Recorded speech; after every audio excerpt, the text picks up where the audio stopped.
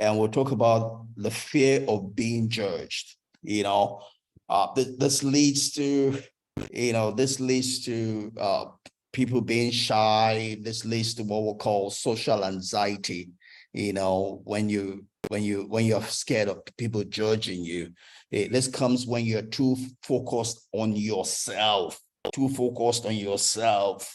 When you're too focused on yourself, you're gonna be scared of what people would say, and to limit you. You will not be able to do public speaking, anything in public. You'll be too overly worked up, right?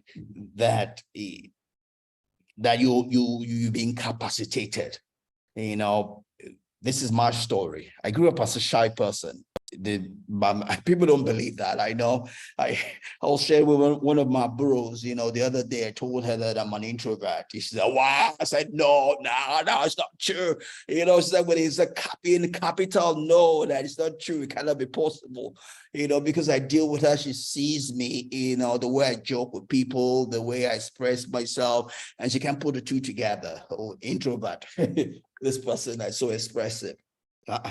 It's come by training. I'm able to do this today because I've trained myself to be able to do it. It doesn't take away my nature. My nature is still an introvert, right? And introverts tend to be shy, but have a subtlety to shyness. So I grew up being a shy person. I'm not a shy person today because I've grown, I've learned, right? But it's still a weakness if on a bad day can get me, right?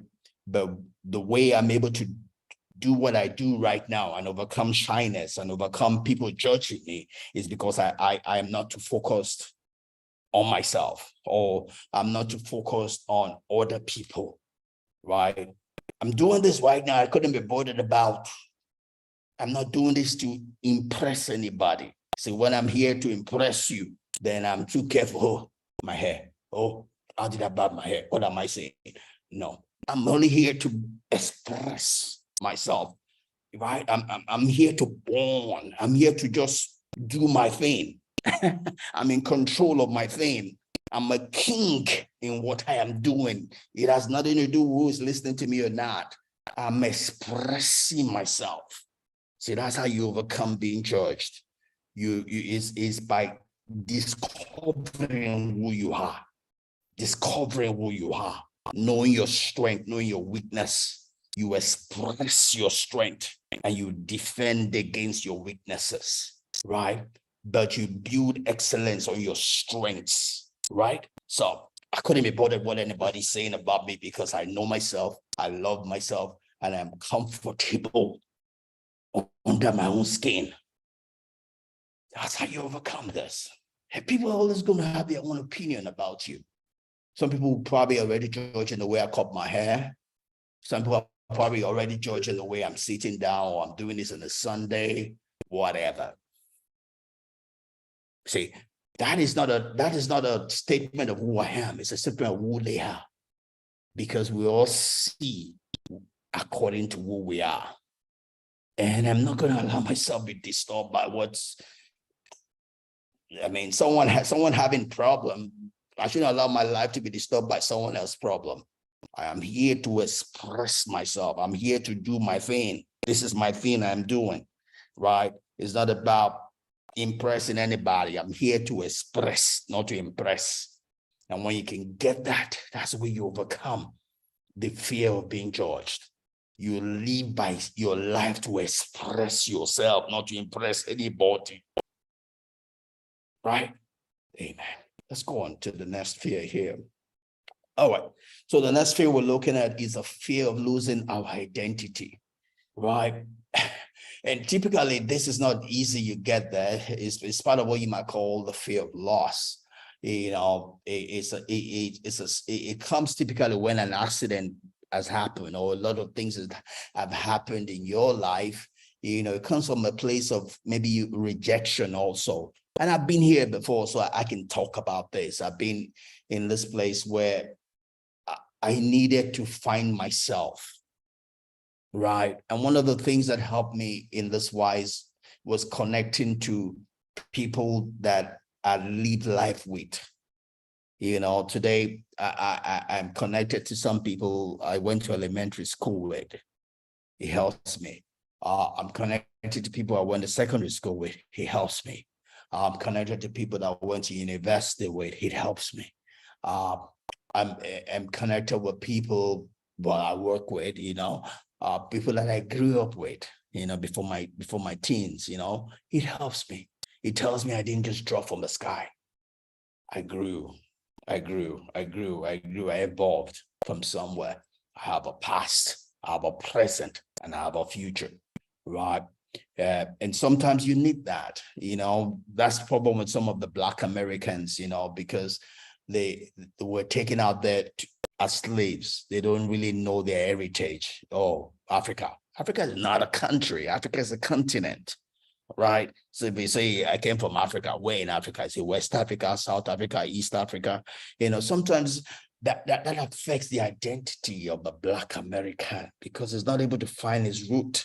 Is then not able to be rooted. Is not able to get wings to live in the present and in the future. So and that could be limiting in itself. And the same way as you handle every other affair is calm down, cool down. Calm down, cool down. Right. Don't allow any fear or any disorganization of your mind, have the better of you. Right. It's just like the word of God. God will always say, be calm. I'll really say now, peace be still, calm down. Peace be still, calm down. Right? If you calm down, you can overcome a whole lot of fear, because fear always comes like, trying to strangle you, right? And you can get over that. For identity, like I said, sometimes it's just tying back to your history. And if you don't have that, just tie to what you know, what you have. If you have nothing, find your peace with the nothing and grow from where you are, right? And let's go into the next sphere. It's almost like we're going to be finish all the sphere today. I was thinking we couldn't finish it in one go. But let's see. We're already 30, so maybe we will. All right. So the sixth one here is a fear of who you truly are, right? So the first one is losing your identity. The other one is fear of who you truly are, and this appears sometimes in what we call what was that word for it? There's a word where you think you're not capable, you are doing a job or you've grown to a party. There's a word for it as it's not coming to me. It's a syndrome, where you are doubting your capability where you find yourself, right? You've grown to that place where you're wondering, imposter syndrome. That's it. You feel like you're an imposter. You feel you don't deserve what you already have. You've grown to this position and you're feeling like, wow, you're an imposter. How did I get here? Do I really deserve it? Will I be able to do this job? Am I capable? It's an imposter syndrome, right? You have a fear of who you really are, right? And again, it's calm down because fear always wants to grab you. It wants to harass you. So it comes, I see it wanting to strangulate you, right? And fear and you going at the speed of fear will not help you. You're going to lose the battle if you go at the speed of fear. The way to conquer fear is to calm down, calm down, calm down, calm down, and think. Calm down and think. Calm down and think. If you can think through what is in front of you, you'll find that it doesn't make sense, right? But if you don't think and you just want to go along with the fear, you'll get into what we call a tunnel vision. You hold on to the first thing and you begin to justify it. You begin to do one wrong thing on top of the other, right? And that's going to lead into calamity. If you're going to have a good life, you have to get to know yourself and be confident under your own skin. It's not going to happen one day, but you gotta start, right? You gotta start and come to a place where you're comfortable under your skin, right? That's the way to face life. That's the way to have a good life, right? That's the way to have a quality life, right? We're probably going to stop with this one here, so I don't rush it. It's already past 30 minutes. Maybe I will stop with this and continue next week. The fear of losing control. You you see people that are control freak. They want to be it's an anxiety disorder.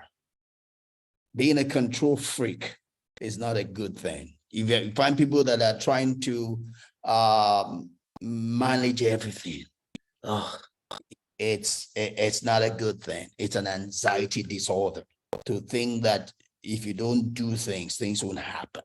It's not true. You're not God, right? You think that you must do every, I must do this, I must do that. You're gonna put everybody around you in disorder. You make them less of themselves. They're not able to contribute, right, to the whole, right? In a marriage situation, you become a narcissist when you're trying to control everything. Life is not meant to be controlled. That's what life is. Life is meant you do your own thing and always leave space for grace, leave space for miracle, leave space for the spectacular, leave space for the universe. Contribute your bit and trust God. Life is lived by faith, not fear. Wanting to be a control freak, you are controlled by fear. If I don't do this, what happen? If I don't do that, and it comes from a place of being a slave to being a perfectionist. Perfectionism is not a positive; it's a negative. Hear that from a recovering perfectionist. I grew up as one, and I suffered for it. Right, trying to be perfect. Nobody's gonna be perfect. You can't be perfect. As long as you're human, you ain't gonna be perfect. Yes, you can do all your best, but don't let it drive you. Don't let it control you, because you're never gonna be perfect. You're not God. God is perfect. You are not. Do your best. But once you've done your best, entrust the rest to God, entrust the rest to nature, entrust the rest to the universe. All life requires of you is to do your best. Don't kill other people with your fear, with your control freakness. Help yourself. You cannot have a good life by being a control freak.